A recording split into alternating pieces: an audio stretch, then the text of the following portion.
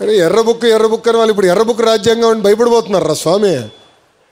మొన్నటి వరకు మీసాలు మెలేసి అబే నాకేమవుతూ తోపుతురం ఏమన్నారు ఆయన తమ్మినేని గారు రథం ఏదో వస్తుందంట అందరికి కస అన్నాడు. అయిపోయింది. కార్యకర్తల పైన ఎక్కిపోయాడు ఆయన. మీరు అందరూ వైకాపాలో ఒకటే అడగాలి. అధికారంలో కలవలేకపోయారు, అది డిఫరెంట్ స్టోరీ. ప్రతిపక్షంలో ఉన్నాడు, ప్రతిపక్ష హోదా కూడా లేదు, పులివెందుల ఎమ్మెల్యేనే, ఫుల్ టైం ఉంది, ఎందుకు మిమ్మల్ని కలవట్లేదు? కనీసం ఇప్పుడు కూడా కలవట్లే, ఒక్క ఫోటో కూడా దిగట్లా. అంటే సొంత కార్యకర్తలంతా ఎంత చిన్న చూపు ఒక్కసారి మీరు ఆలోచించాలి. అరే ఎర్రబుక్ గురించి మాడితే ఒకటికి గుండెపోటు వచ్చింది భయ్. ఇంకొకటి పరిస్థితి ఎలా ఉందో మీకు బాగా తెలుసు కదా. ఏదో మాట్లాడేశాడు, నా గురించి మాట్లాడినప్పుడు నేను బాధపడలా. ఎప్పుడైతే మా తల్లి జోలికి వచ్చాడో ఆనాడే నేను ఫిక్స్ అయ్యా, టైం వస్తుంది మీకు చూపిస్తారా ఒక్కొక్కటి సంగతి. చూశారు కదా పరిస్థితి. ఏనా తల్లి జోలికి వస్తే వదిలిపెడతాం మనం? ఎవరిని వదిలిపెడతారా? ప్రసక్తేలే. ఇంకొకడు ఉన్నాడు, ఎర్ర బుక్ చెప్తే బాత్రూంలో కాలు జారిపడి చీర కొట్టుకున్నాడు. ఒక పద్ధతి ప్రకారం వెళ్తున్నాం, చట్టపరమైన నిర్ణయాలు తీసుకుంటున్నాం. అందుకే మనం తీసుకున్న నిర్ణయం ఈరోజు ఎవడు ప్రశ్నించలేకపోతున్నాం. ప్రజలు కూడా ఎస్ బాగా చేస్తున్నారు, వీళ్ళకి తెలియాలరా అనేది ప్రజలు కూడా భావిస్తున్నారు. అట్లా అని కాలు రెగరేసుకుని మనం తిరగకూడదు, అహంకారంతో మనం వివరించకూడదు. ప్రజల దగ్గరికి వెళ్ళాలి సౌమ్యులుగా. వేదిక ఉన్న పెద్దల దగ్గర నుంచి కుటుంబ సాధికార సారథి వరకు కూడా సౌమ్యులుగా వివరించాలి, అందుబాటులో ఉండాలి, తెలుసుకోవాలి. దేవుడు కూడా అందరి కోరికలు తీర్చలేడు, కానీ మనవంతు మనం ప్రయత్నించాలి. ఇప్పుడు రవణ అనేక అద్భుతమైన కార్యక్రమాలు చేస్తున్నారు, నియోజకవర్గంలో కూడా బాగా జరుగుతున్నాయి. కానీ నేను కోరేది కూడా ఏంటంటే, మన వార్డు అధ్యక్షులు ఉంటారు, మండల అధ్యక్షులు ఉంటారు, అధికారులు వాళ్ళు గుర్తించాలా, వాళ్ళు అడిగింది కోరిన పనులు చేయాల్సిన బాధ్యత కూడా వాళ్ళ పైన ఉంది. అలాంటి డైరెక్షన్ ఇవ్వాల్సిన అవసరం కూడా రవాణా పైన ఉంది. అలా అని మీరు చట్టాన్ని ఉల్లంఘించి చెడ్డ పేరు పట్టుకు తీసుకొస్తే వదిలిపెట్టారు, నేనే వస్తా కర్ర పట్టుకొని. ఎందుకంటే ప్రజలు ఒక బాధ్యతతో మనం గెలిపించారు. 94% అండి, ఎప్పుడు రాని విధంగా మనకు వచ్చింది. నేను ఎప్పుడు నా కళ్ళలో కూడా ఉంచలే ఇన్ని సీట్లు మనకు వస్తాయి. కానీ ప్రజలు గెలిపించారంటే ఒక బాధ్యత ఇచ్చారు.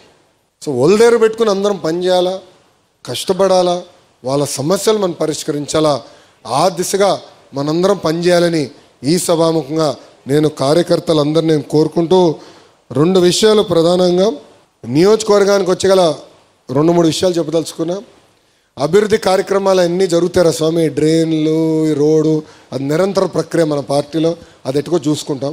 కానీ ఈ మీటింగ్ కార్యకర్తల గురించే కనుక మాకున్న సమాచారం మేరకు సుమారుగా 29 కార్యకర్తల పైన, పార్టీకి ఇచ్చిన సమాచారం మేరకు 29 మంది కార్యకర్తల పైన దొంగ కేసులు పెడతాం జరిగింది. ఇప్పటికీ 20 కేసులు తీయేస్తాం జరిగింది. ఆ 9 కేసులు ఏదైతే ఉందో అది ఎందుకంటే ఛార్జ్ షీట్ వేసినవి కొన్ని ఉంటాయి, ఆల్రెడీ ట్రయల్కి వెళ్ళినవి కొన్ని ఉంటాయి. అవన్నీ కూడా ఒక పద్ధతి ప్రకారం మేము ఫాలోఅప్ చేసుకుని డిసెంబర్ నాటికి అన్ని కేసులు కూడా తీపిచ్చే బాధ్యత తెలుగుదేశం పార్టీ తీసుకుంటుంది. గతంలో పనిచేసినప్పుడు ఉపాధి హామీ కానీ అన్ని బిల్స్ పెండింగ్ ఉన్నాయి. దాదాపు 90% మనం క్లియర్ అయింది, ఇంక 10% పెండింగ్ ఉంది. పెండింగ్ కూడా ఎందుకుందో 2 విషయాలు ప్రధానంగా. దాంట్లో కొన్ని వర్కులు చేసిన వర్కులు ప్రీ క్లోజ్ అయిపోయినాయి, పనులు అవసరం లేదని కేంద్ర ప్రభుత్వానికి వాళ్ళు లేఖ రాసిగల అది లాక్ చేస్తారు.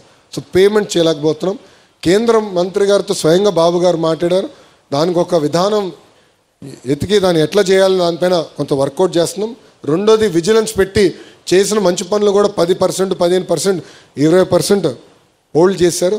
ఆ విజిలెన్స్ ఎంక్వైరీ పూర్తి చేస్తున్నాం, చేసి ఆ డబ్బులు తిరిగి ఇప్పించే బాధ్యత కూడా మేము తీసుకుంటామని ఈ సభాముఖంగా కార్యకర్తలందరికీ నేను హామీ ఇస్తూ, ఈరోజు మనం గెలిచాం 3 పార్టీలు. ఎర్ర బుక్ అని వాళ్ళు ఇప్పుడు ఎర్ర బుక్ రాజ్యాంగం అని భయపడిపోతున్నారా స్వామి. మొన్నటి వరకు మీసాలు మెలేసి అబే నాకేమవుతూ తోపుతురం ఏమన్నారు ఆయన తమ్మినేని గారు రథం ఏదో వస్తుందంట అందరికి కస అన్నాడు. అయిపోయింది.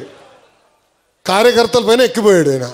మీరు అందరూ వైకాపాలో ఒకటే అడగాలి. అధికారంలో కలవలేకపోయారు, అది డిఫరెంట్ స్టోరీ. ప్రతిపక్షంలో ఉన్నాడు, ప్రతిపక్ష హోదా కూడా లేదు, పులివెందుల ఎమ్మెల్యేనే, ఫుల్ టైం ఉంది, ఎందుకు మిమ్మల్ని కలవట్లేదు? కనీసం ఇప్పుడు కూడా కలవట్లే, ఒక్క ఫోటో కూడా దిగట్లా. అంటే సొంత కార్యకర్తలంతా ఎంత చిన్న చూపు ఒక్కసారి మీరు ఆలోచించాలి. అరే ఎర్రబుక్ గురించి మాడితే ఒకటికి గుండెపోటు వచ్చింది భయ్. ఇంకొకటి పరిస్థితి ఎలా ఉందో మీకు బాగా తెలుసు కదా. ఏదో మాట్లాడేశాడు, నా గురించి మాట్లాడినప్పుడు నేను బాధపడలా.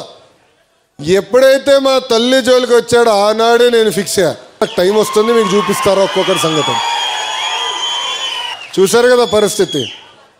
ఏనా తల్లి జోలికి వస్తే వదిలిపెడతాం మనం? ఎవరిని వదిలిపెడతారా? ప్రసక్తేలే.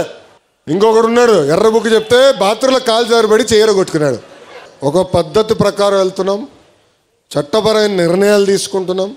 అందుకే మనం తీసుకున్న నిర్ణయం ఈరోజు ఎవడు ప్రశ్నించలేకపోతున్నాం. ప్రజలు కూడా ఎస్ బాగా చేస్తున్నారు, వీళ్ళకి తెలియాలరా అనేది ప్రజలు కూడా భావిస్తున్నారు.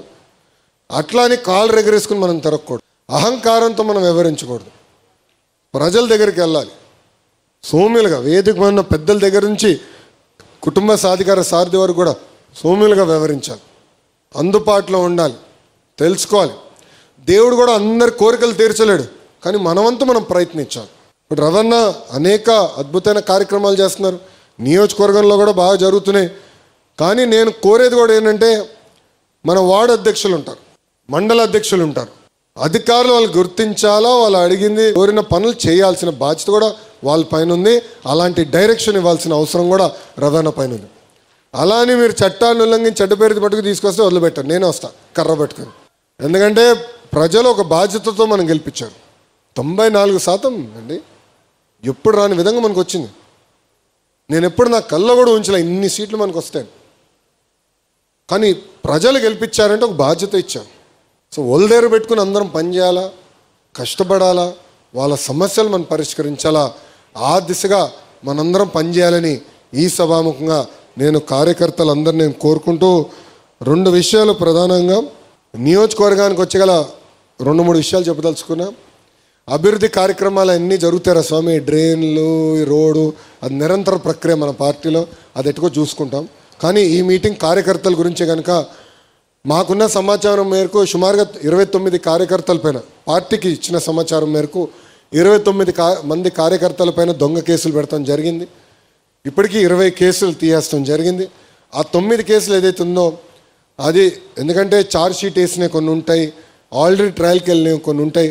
అవన్నీ కూడా ఒక పద్ధతి ప్రకారం మేము ఫాలోఅప్ చేసుకుని డిసెంబర్ నాటికి అన్ని కేసులు కూడా తీపిచ్చే బాధ్యత తెలుగుదేశం పార్టీ తీసుకుంటుంది. గతంలో పనిచేసినప్పుడు ఉపాధి హామీ కానీ అన్ని బిల్స్ పెండింగ్ ఉన్నాయి.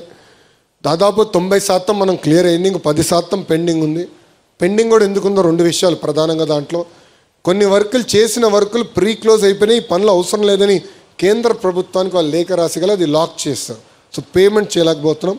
కేంద్ర మంత్రి గారితో స్వయంగా బాబు గారు మాట్లాడారు, దానికి ఒక విధానం ఎతికి దాన్ని ఎట్లా చేయాలని దానిపైన కొంత వర్కౌట్ చేస్తున్నాం. రెండోది విజిలెన్స్ పెట్టి చేసిన మంచి పనులు కూడా 10%, 15%, 20% హోల్డ్ చేశారు. ఆ విజిలెన్స్ ఎంక్వైరీ పూర్తి చేస్తున్నాం, చేసి ఆ డబ్బులు తిరిగి ఇప్పించే బాధ్యత కూడా మేము తీసుకుంటామని ఈ సభాముఖంగా కార్యకర్తలందరికీ నేను హామీ ఇస్తూ, ఈరోజు మనం గెలిచాం, 3 పార్టీలు కలిసికట్టుగా గెలిచాం.